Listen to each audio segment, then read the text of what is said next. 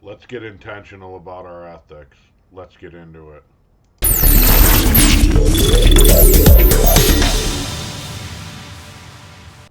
Welcome, everyone, to Get a Grip on Security, your hub for all things cybersecurity, open source intelligence, and everything in between.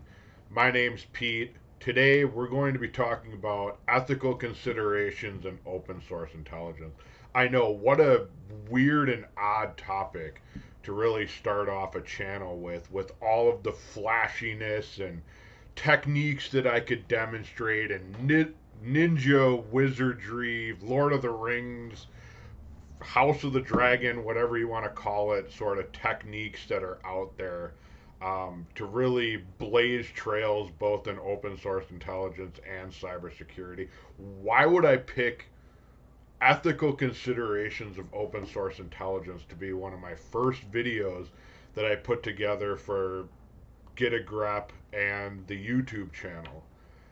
I think we get far too caught up in all of the flashiness and ninja techniques and I need to pwn the world sort of tooling and expertise that we fail to really rein that in and put boundaries upon what we're doing, ethical considerations in our work, and no go areas that really define us as professionals and set us apart from the bad actors in the world. I think we get far too caught up in all of the flashiness and all of the know-how and all of the new tools that are out there, especially in open source intelligence, where the world is constantly evolving to try to do things faster and get more information and you really push the thresholds of what is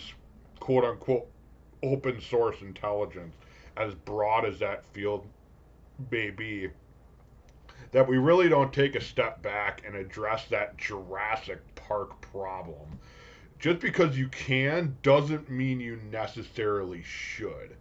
And a lot of those considerations are going to go back to the purpose and the industry and the area of operations that we find ourselves operating in, as there's a lot of hard ethical restrictions that may be placed on that. Now, I work in open source intelligence in the private sector for a major retailer.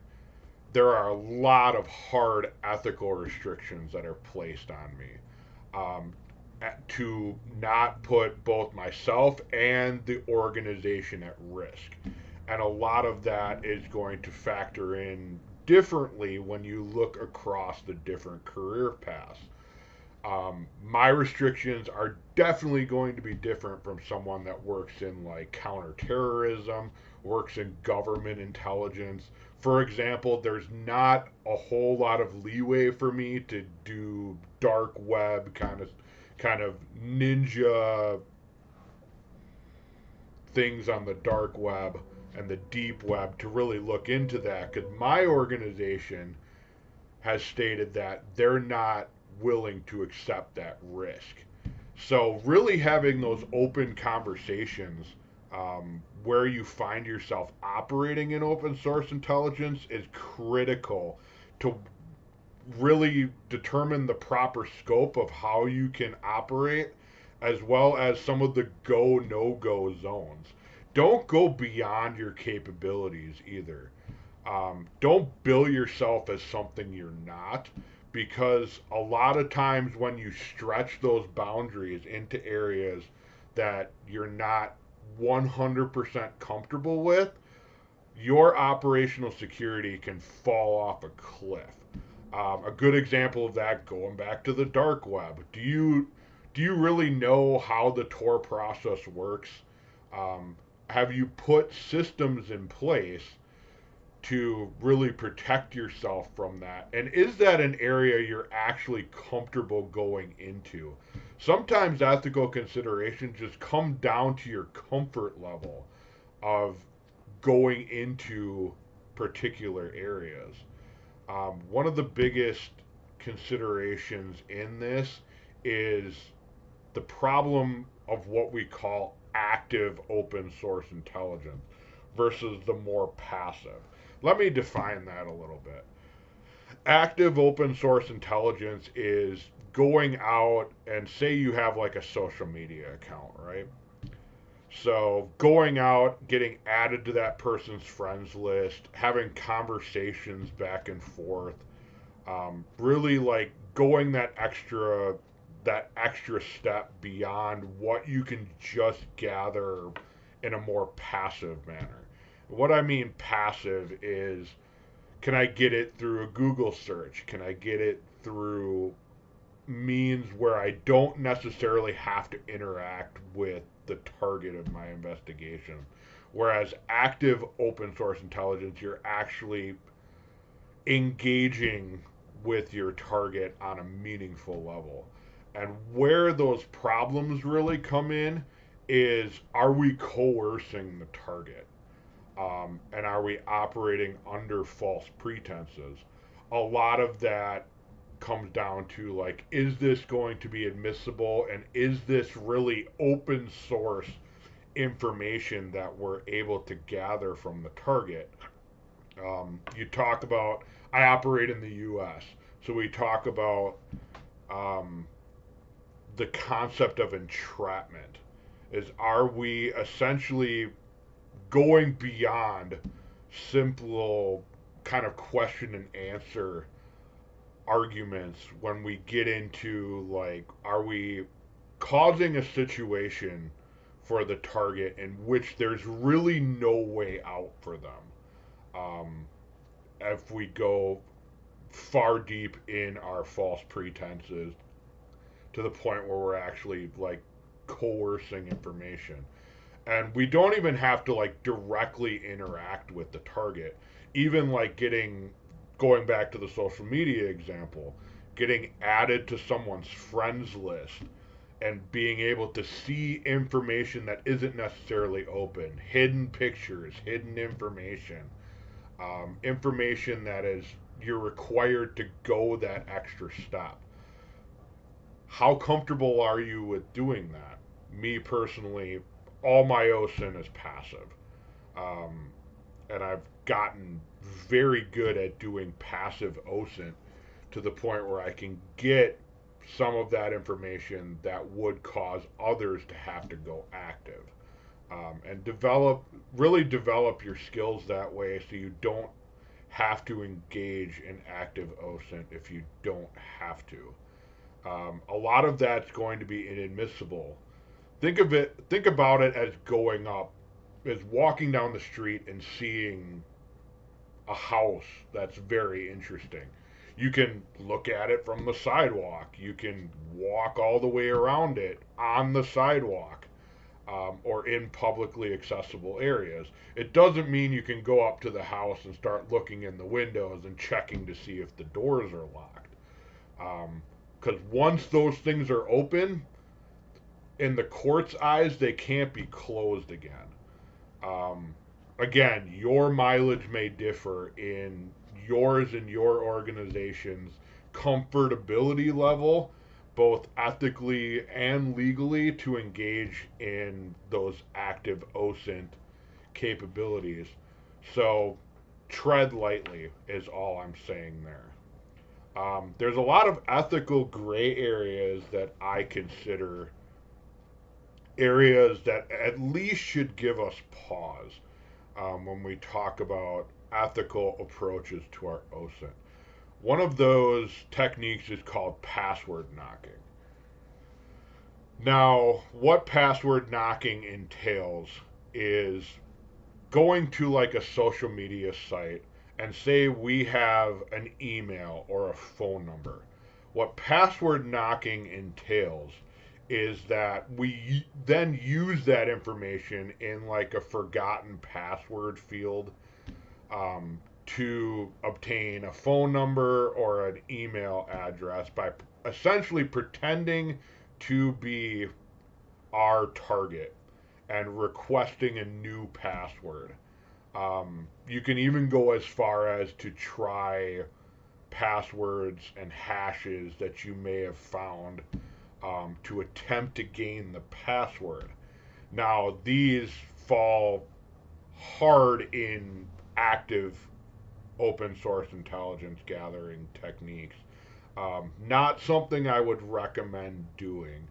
Because number one, you may alert your target um, when you're trying to utilize password knocking, and not it's very frowned upon in the open source community to do password knocking outside of like a last resort sort of situation. Once again, your mileage may vary.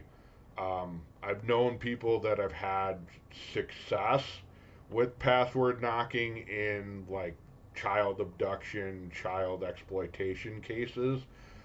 It is very hard to make that evidence admissible in court, from what I'm hearing. But again, your mileage may vary. Another concept that's kind of in a gray area is something called contact exploitation. This is where you gather a phone number for your target. And as you know, a lot of social media, especially things that are only mobile apps on the phone, things like Kik, Snapchat, WhatsApp, Signal, um, allow you to check that little box that says, allow Snapchat, Kik, Cash App, whatever social media platform you may have, to go through your contacts and look for people that may be on that app.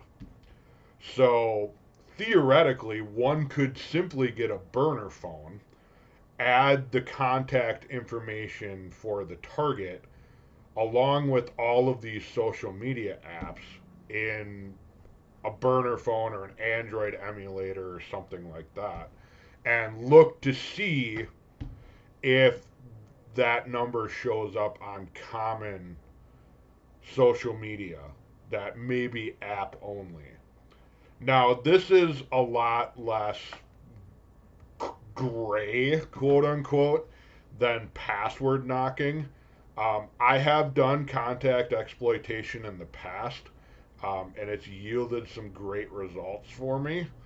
But at the same time, you're essentially pretending to be a contact that has the phone number for your target. So take that into consideration when and if you want to engage in things like this. Another sort of gray area that I know I'm restricted on in my current employment, where I'm at now. This is kind of a no-go sort of gray zone. It for me, not necessarily personally, but through my career, is the use of breach data. Breach data is a lot of data dumps that are done by nefarious hacker groups, and they contain usernames, passwords, credit card numbers. Um, Essentially, the treasures and goal of ransomware is to try to exploit companies and gather customer data. And you see a lot of that in breach data. Think about, if you're in cybersecurity, the RockU list of passwords came out of a data breach. Anything you would use from dehashed has come out of data breaches. Um, a lot of success has been had in open source intelligence through the use of breach data. I know whole companies are dedicated to using and deciphering breach data and making them searchable through APIs. That's a huge area in open source intelligence. But just be aware that a lot of the ethical considerations that come along with using breach data are sort of that end justifying the means argument. Is essentially the data that comes out of breaches, yes, it's open, yes, it's public now, but the first intention of that data was for it to be remaining private, especially when it's usernames and passwords. So take that into consideration in your ethical concerns. Am I okay with using data that was once upon a time private and is now public? I know that a lot of legal eagles out there, especially those that are privacy leaning, are not okay with using breach data in their arguments. And while the courts may have warmed to breach data, it also may be seen, at least in my mind, as a step too far. Um, in that, once again, that information that was once private is now public, especially when you go looking around for like password hashes with things like password hashes cross platform that indicate password reuse um, to find other data that may be seen as an end doesn't justify the means kind of situation. Again, your mileage may vary. And the last sort of gray area I wanted to talk about, and I see this all over like Trace Labs forums and other open source intelligence aficionado, the argument often goes back and forth on this, and that's Recon NG. So, where I stand on Recon NG is I consider it an active OSINT scanning platform. In that, in my mind, and a mind of a lot of other professionals, Recon NG is actually sending out packets to a website or a domain in order to gain information back. Now, the argument on the other side of the coin is that Recon NG essentially does the same thing that Shodan does. And I'm of the mind that no, not really. Shodan shows things that are more publicly accessible, like what ports may be open and information that one could simply find with who is style information. And there are a lot of other tools that'll do what Recon NG does in more of a passive fashion. One that comes to mind is Domain Dumpster um, or DNS Dumpster or Shodan or other platforms that are more geared towards gathering information that's not sending packets to the target and interacting with the target. In my mind, and also the mind of a lot of other professionals, Recon NG is that step towards, okay, now we're actively scanning. Because what follows Recon NG is usually a Nessus or an Nmap scan, if we're talking more cybersecurity related. Um, so that, for me and a lot of other professionals, is the red line that we're crossing. Again, your mileage may vary. Another ethical consideration that you need to take into account. Say that you've done everything right up to this point, that you've only done passive OSINT, you've stayed in your proper scope, you've stayed within go no go and zones for you and your organization. Your operational security has been perfect so far. Everything has gone according to plans. Now you need to take a step back in your ethical considerations and think about how you're going to control the information dissemination of everything that you found. A big consideration in this is consideration of the intent of the use of what you're delivering. Um, a lot of conversations that I've had going back and forth is who needs this information and why do they need it? I've had to say no in a lot of considerations for dissemination of information to people that I don't think should have access to it. And that's really an argument that you should have in your head. I have a lot of power, both in my day job and just my own personal OSINT practices in various aspects where I'm at, that I don't want to give out. I have access to like social security numbers, um, addresses, people's relatives information. I don't want that going into the hands of someone that could use that for nefarious means. So make sure that you know or are able to detect people's intent when they're using your information.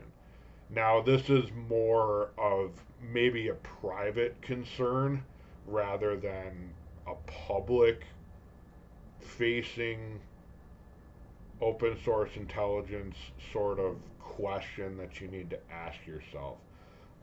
Not everyone has everyone else's best intentions in mind. So make sure that you're keeping that in your consideration. And also, especially in the legal field, chain of custody of, let's call it what it is, evidence, especially with the intelligence that you may gather. I operate in kind of a criminal-esque sort of understanding and practice of where I use my OSINT. Chain of custody with evidence is everything. Making sure that you know who's accessing the information when. And you should time and date stamp everything because sometimes evidence changes, especially when you're talking about social media platforms. Um, Availability of information at any given time is incredibly critical. And knowing those rules of evidence, like I mentioned before, you can't kick open doors and look around what's inside and close them again and pretend that you never saw what you saw. There's no going back once you go a step too far, really. And sometimes mistakes are made, and part of your ethical responsibilities in open source intelligence gathering is to have those conversations and be of strong integrity to say, hey, I got into an area where I shouldn't have been, and we need to sit down and take some considerations in how we want to proceed. Mistakes are going to get made. We're all human. So take that into those conversations. Like, hey, I made a mistake. Mea culpa. Um, and learn from that. You're going to develop. This is ethical considerations are always something that develops over time, and with good integrity driven practice. Um, and more power to you if you get in an area that you're not comfortable with and that you don't have a solid answer to. Take a step back, talk to your superiors or others that may be in the field, and say, like, hey, am I good here? And maybe we need to sit down and discuss like further policies, because a lot of times maybe your expertise is different than those around you, and you may find yourself in an untrodden before area that you need to sit down with your superiors and say, look, we need to write something up with this. We need a playbook, something like that. And I know, being in conversations with those people, they appreciate that you're able to take that hard pause and have a reflection before diving in and going forward. Well, everyone, I hope these you could take some of these notes and go forward in your ethical considerations with OSINT. Like I said in the very beginning, this is an area that I feel is not talked about enough. And everyone kind of is super gung ho about the tools. But once again, just because you can doesn't always necessarily mean you should. And being able to put your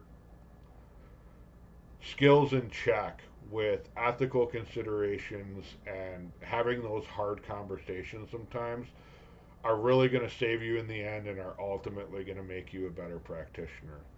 If you like this video, comment, like, and subscribe to the channel for more videos to come. As always, use OSINT for good. Thank you. See you next time.